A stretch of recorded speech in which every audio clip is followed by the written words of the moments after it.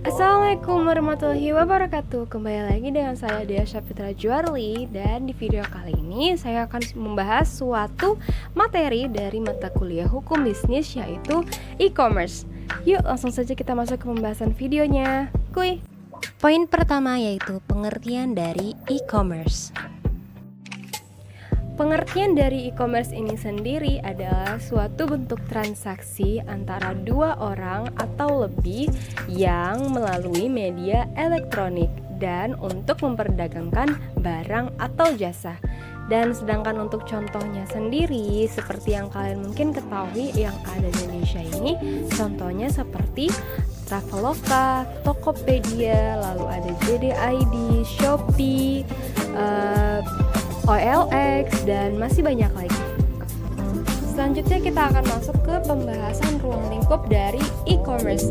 Yuk langsung kita simak slide berikut ini. E-commerce business to business di mana transaksinya dilakukan oleh pihak atau orang yang memiliki kepentingan bisnis, di mana disebut juga dengan bisnis antar perusahaan. Transaksinya melalui EDI dan email untuk membeli barang atau jasa dan informasi, dan juga untuk konsultasi. Digunakan juga untuk pengiriman dan permintaan proposal bisnis. Contohnya adalah Unilever yang merupakan perusahaan penghasil produk home and personal care dan produk foods and ice cream di Indonesia. Selanjutnya adalah e-commerce business to consumer, di mana transaksi e-commerce berlangsung antara pedagang dan juga konsumen secara langsung untuk memenuhi kebutuhannya. Dan dalam memasarkan produknya ini secara online, dan idealnya pedagang memberi kesempatan kepada konsumen untuk melakukan penawaran. Contoh dari e-commerce ini adalah Lazada, JD.ID, dan juga lain-lain sebagainya. Transaksi jual belinya ini terjadi antar konsumen secara langsung tanpa ada pihak ketiga, dan juga transaksinya ini bersifat khusus karena hanya terjadi antar konsumen. Nah, contoh media platform yang menggunakan model bisnis ini adalah OLX, Kaskus, dan juga kadang melalui Instagram.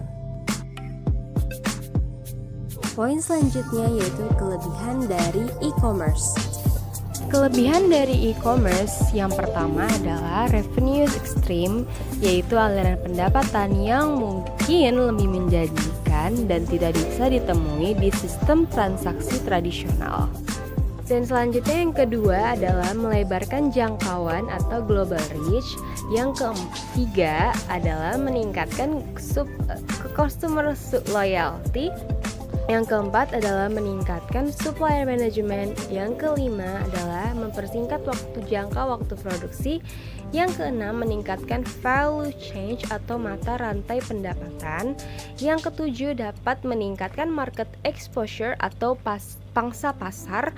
Dan yang kedelapan adalah menurunkan biaya operasional atau operating cost. Berikutnya adalah kekurangan dari e-commerce. Kerugian-kerugian yang dapat terjadi pada e-commerce adalah yang pertama, dapat terjadinya pencurian informasi rahasia yang berharga, di mana gangguan ini sangat merugikan bagi pihak si korban karena informasi rahasianya bisa tersebar ke pihak-pihak yang tidak berhak mengetahui informasi tersebut. Lalu yang kedua adalah kehilangan kesempatan bisnis karena gangguan pelayanan. Nah, kesalahan ini bersifat non-teknis seperti aliran listrik yang tiba-tiba padam, seperti itu. Lalu yang ketiga adalah penggunaan akses sumber oleh pihak yang tidak berhak, di mana ini bisa dilakukan seperti contohnya hacker yang membobol suatu sistem perbankan, yang dimana efeknya ini sangat merugikan bagi sejumlah rekening-rekening orang lain.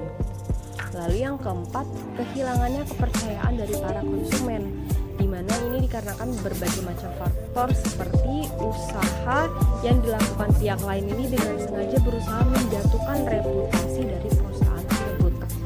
Dan yang kelima, kerugian yang tidak terduga ini terjadi karena adanya dilakukannya dengan sengaja ketidakjujuran, praktek bisnis yang tidak benar, kesalahan faktor manusia,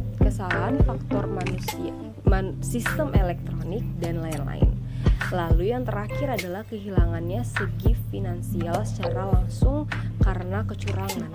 seorang penipu bisa mentransfer uang dan rekening ke bank lainnya sehingga terjadinya kerugian finansial pada perusahaan yang dirugikan. Dan sekian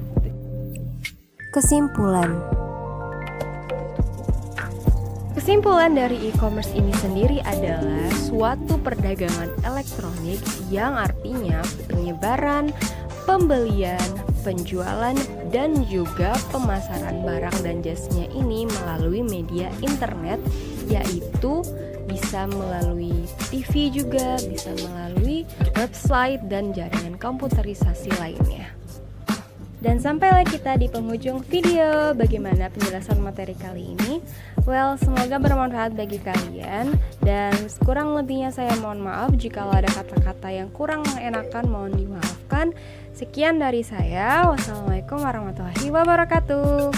Sekian dan terima kasih. Sampai jumpa di video berikutnya. Bye.